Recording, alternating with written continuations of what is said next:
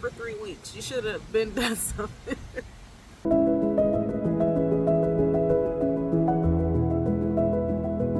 Hi friends, my name is Alicia and I am in Zone 6B. I am a backyard gardener and I have 3 or 4 spaces in my backyard that I'm growing things in. Today, as a beginner gardener, I want to talk about 5 mistakes that I made as a beginner gardener. So I'm still a beginner gardener, but I do have, let's see, last year was my first official real season, but I did try my hand at gardening before I got serious about it and started doing my research and things like that. So 5 mistakes that I made as a gardener. So I'm going to start with number 5 and work my way up to number 1. So the first mistake I made, well, the 5th mistake I would say is planting things that my family doesn't eat.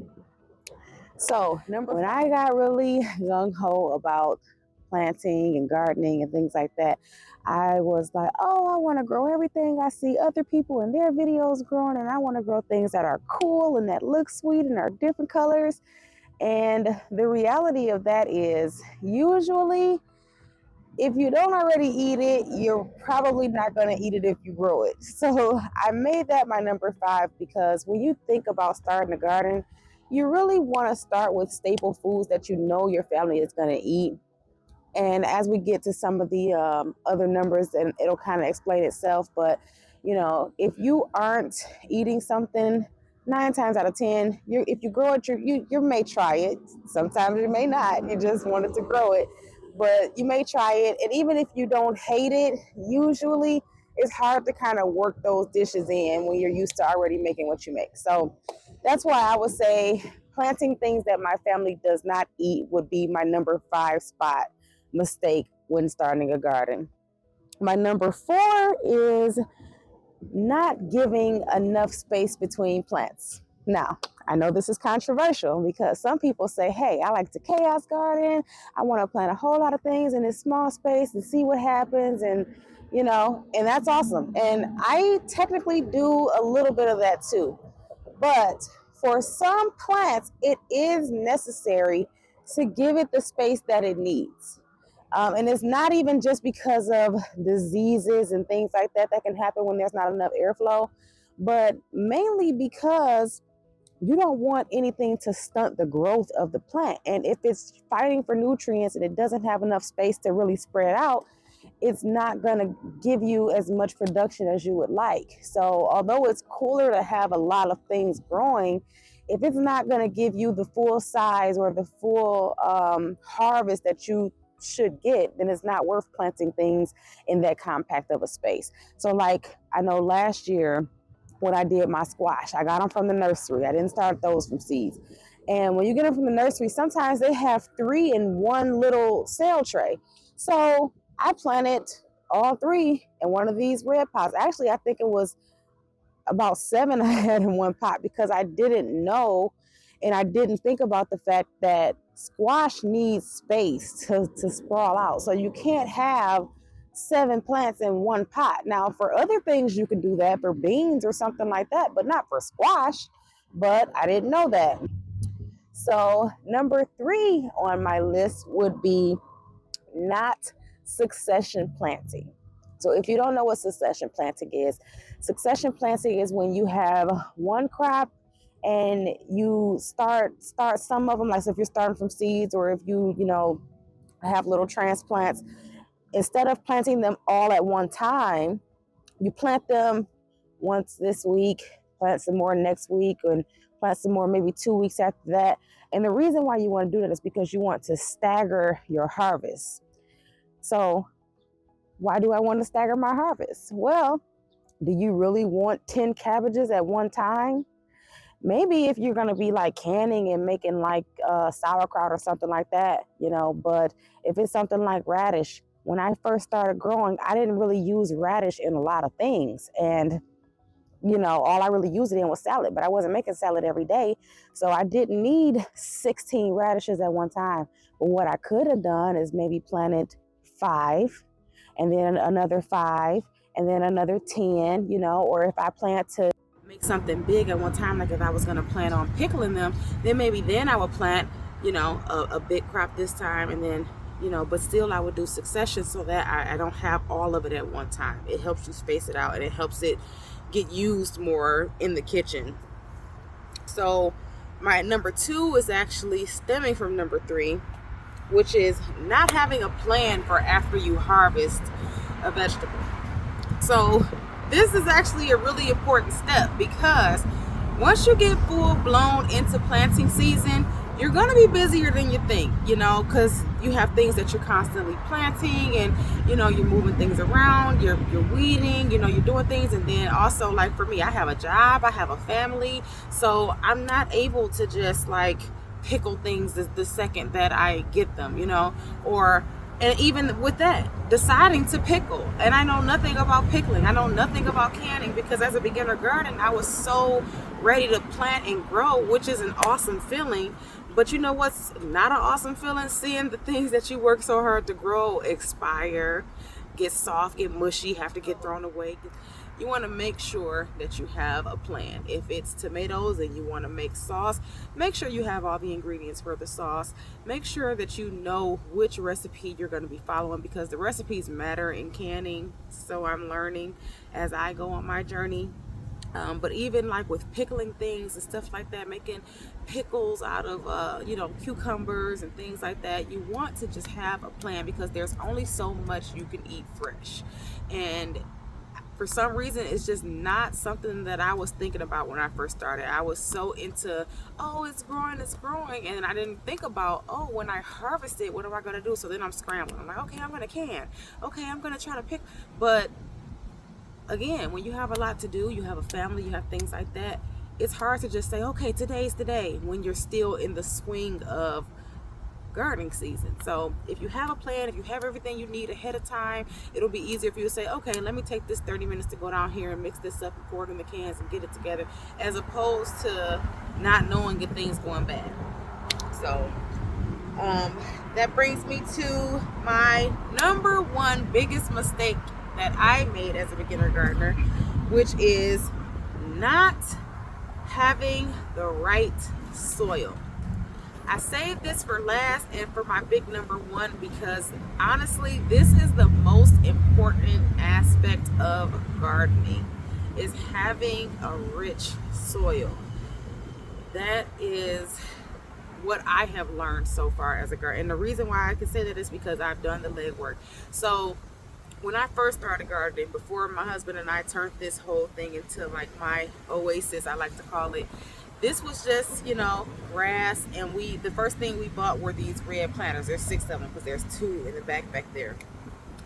We bought regular old topsoil, and not the good kind. I think it's Scott's. We didn't even buy that kind. We bought the kind that was like field dirt, because we didn't know. So, and it's funny, because my mom actually had a garden. I had a garden growing up. I had no interest in it. I had no idea. I didn't care. So like as an adult, I was like, oh, you know what? Let me try my hands at gardening. We went and we bought topsoil, field dirt, like, the kind you put when you're doing like a project around the house. We had a bell pepper plant, and we had a Roma tomato plant. We had 3 and 3. When I say by the end of the season, and I have the pictures to show from my Facebook account, we probably got 2 of the smallest bell peppers and maybe 3 Roma tomatoes. They were determinate, but 3. And I could not understand why it failed so miserably. I'm like, okay, we had it in good like sunlight. Why didn't it do anything? And so when I decided to get serious and actually start doing research, and I was like, oh, the soil matters. You can't just, technically you can just dig a hole in your yard and plant something. Technically, yes, you can, but that doesn't mean, I know some people have clay sand, some people have sandy soil. I actually think that my soil is rich, because when I do dig into it, I see worms. The only problem with my soil is when I did do a year of trying to plant in ground, I have big trees back here in the front, and I have a lot of roots in the ground. And so I think that the roots, sorry, it's really windy and it's getting dirty in my back. You can't fight Mother Nature. Let me just wait till she's done stretching because I'm sorry, girl.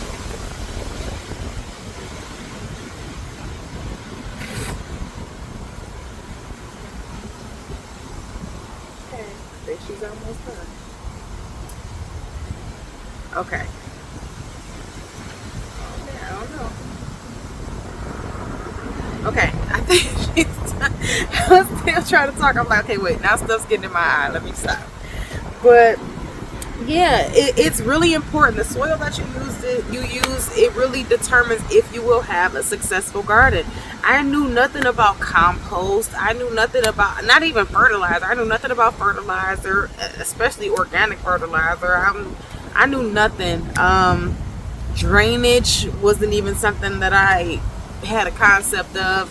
So now that I know, I've been having great success. I mean, I could do a whole nother list because we haven't even got to pests. We haven't got to like sunlight and positioning and things like that. But I feel like these five are my basic five biggest mistakes when I was a newbie instead of just a one newbie. When I was a newbie, these were it. So again, five was planting things that we don't eat.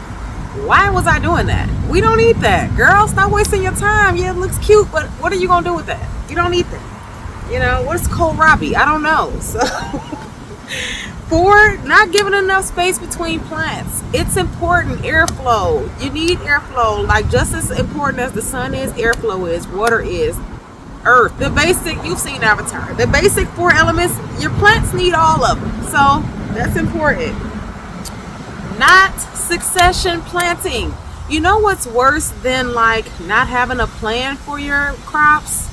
Not knowing what you're going to plant when you still have plenty of season after you harvest something. That's the worst. Radish took about 25 days and then wait, I still have over 100 days of growing and I have no plan for what I'm going to do and everything at the nursery sold out. Do I start a seed? I don't even know if this works. It's like, girl, do yourself a favor and plan. Let's see. Well, not succession planting. That's the one I just did. Not having a plan for the veggies after harvest. Again, important. You want to see all the hard work go down the drain when it sits there and it molds on the counter because, I thought I had just pulled it out. No, it's been there for 3 weeks. You should have been done something. I'm exposing myself. Whatever. I was a beginner. I didn't know. And then one, not using the right soil, which is what your whole garden hinges on. If you're not using good soil, and don't get me wrong, like a lot of in-ground soil, I feel like if it's not super sandy, I feel like you'll know because like it's soft and it's sandy. If it's red clay, it's not going to have good drainage, even though it does have nutrients, which is just as important because you don't want your roots to rot because they can't drain. So, but most like soils, like if it's dark, it's probably decent soil, you can try, and then if not, just go get some cheap compost and put it on top. Like my tomatoes over here on the end, this is my in-ground area. And all I did was I put some compost on top. I mixed it with a little cocoa core though, just to ensure it had good drainage. Put that on top and then I planted in it. I see worms in my soil. I know it's pretty good. Like I said, I just feel like, there's a lot of roots in there. So I wanted to kind of give it a head start, which is why I put the compost on top so that it had further, that it could work the roots.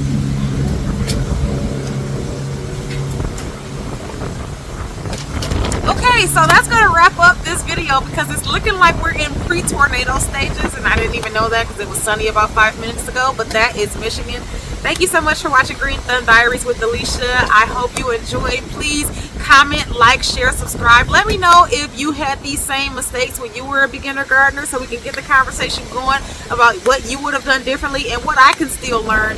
Again, I think I'm going to do another one of these because as I talk, it's bringing up other things that I know were mistakes and things that I don't know I'm making mistakes on now, but I'm sure I will. So thanks so much for watching, friends. Have a good day. Thanks.